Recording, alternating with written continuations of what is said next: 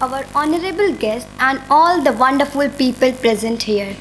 I am Snanda Singh from class 8 and the narrator of this skit. This is an interesting skit based on Sakhi's story, The Miracle Merchant. However, keeping in mind the restriction of a stage, setting certain liberties have been taken with the text. Two friends of his mother who do not see eye to eye are scheduled at the country house at the same time. Clovis, son of Mrs. Bewhistle, takes upon himself the task of tackling a tricky situation for his mother. Their old trusted butler plays a stellar role in the entire act without being told of the actual situation. Characters of this skit are Avantika Singer as Mrs. Bewhistle, Durgesh Rajput as Clovis, Tanishka Yadav as Dora, Anushka Srivastav as Jane Martlet, Prince Shukla as Sturridge, the butler. Thank you. Mrs. Bewhistle and Clovis are sitting in the drawing room. Sturridge is getting them hot coffee and sandwiches.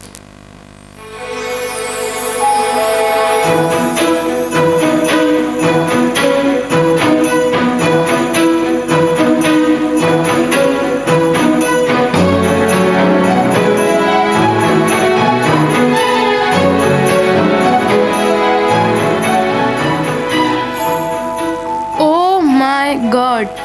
Clovis, What happened? son, do you know I have just received a letter from Dora to say she is coming on this Thursday. This next Thursday. Isn't it rather awkward? Why awkward? You know, Mother, Jean is also coming today, and she never stays less than a fortnight. It will be impossible for us to get her out of the house. Why should I? Jane and Dora are good friends, aren't they? They used to be. That's what makes them such bitter enemies now. But what has happened? What have they quarreled about? A hen. A hen? What hen?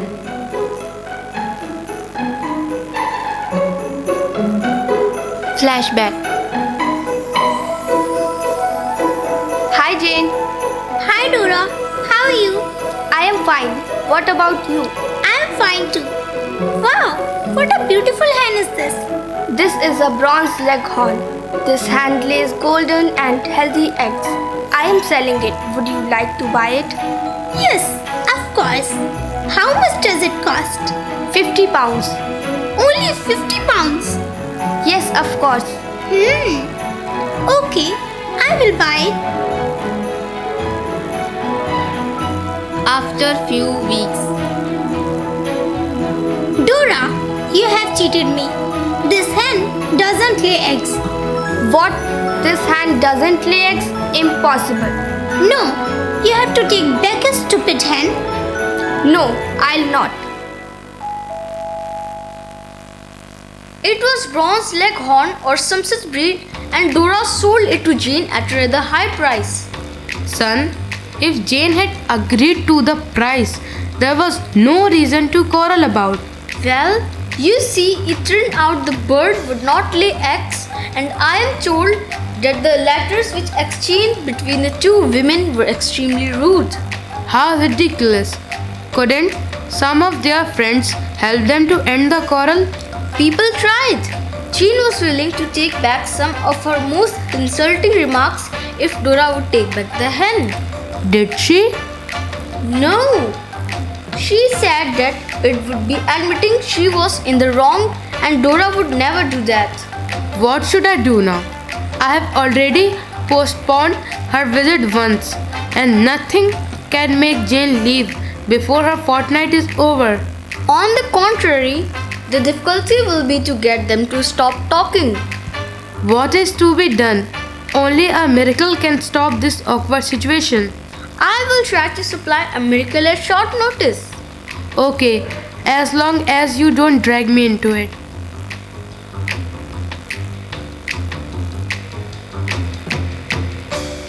Scene 2.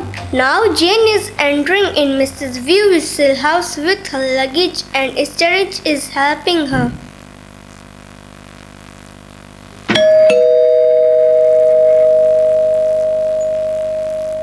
Sturridge, please get the door.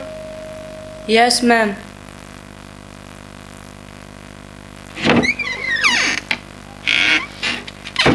Welcome, Miss Martlet.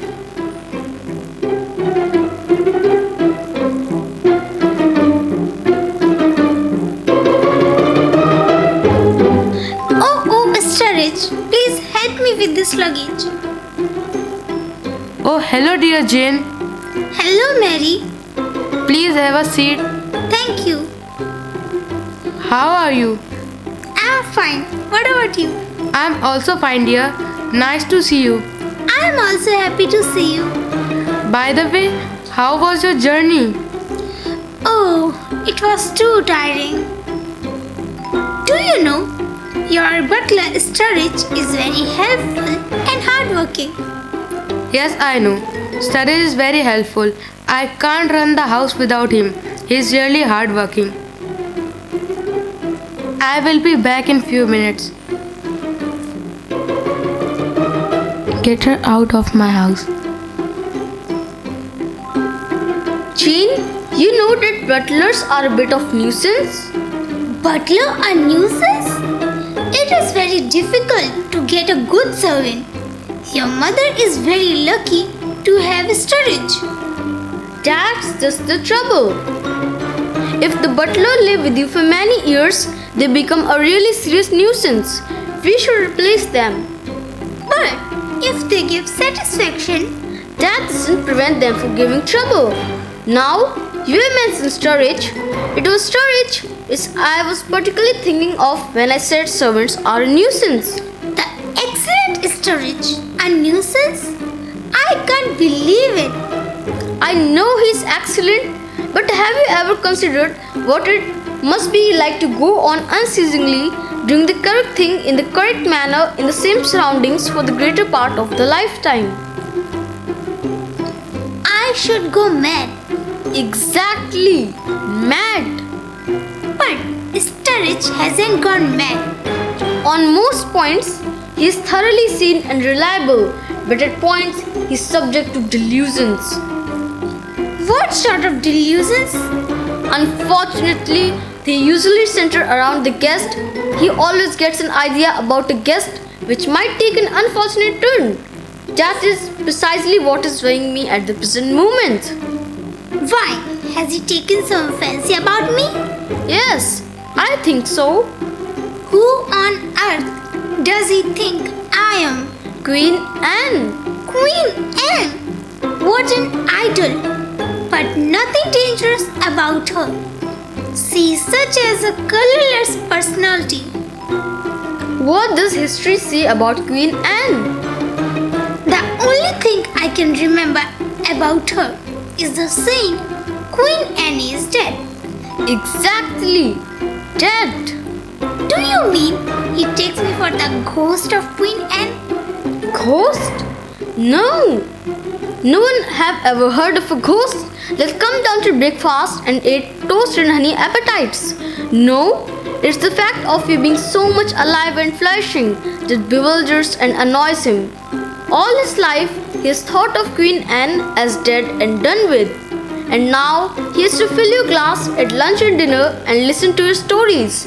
And naturally, he feels that something is very wrong with you. Would he harm me on that account? I notice him looking at you in a weird way during lunch. This is awful.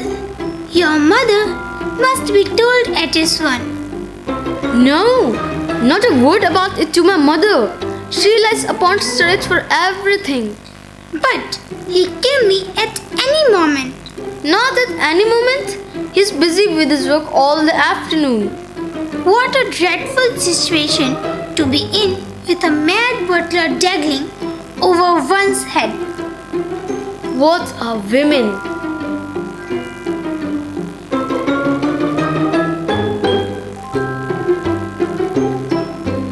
Scene 3. Clovis pretends to have oil in his hands. He tells Sturridge to carry the sword to Miss Martlet, who is sitting in the study room.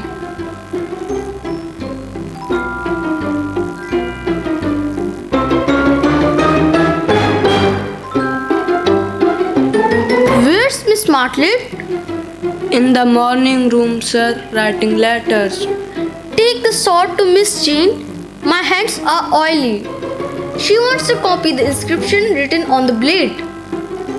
Take it without the sheath, it will be less trouble. Yes, sir.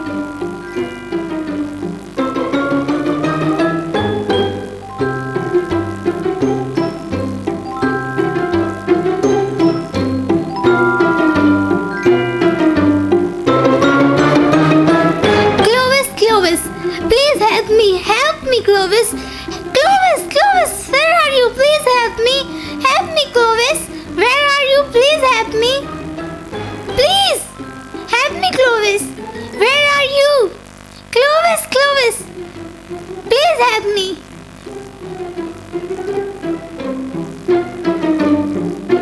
Where is she?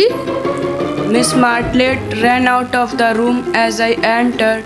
She called for a car to take her to the station.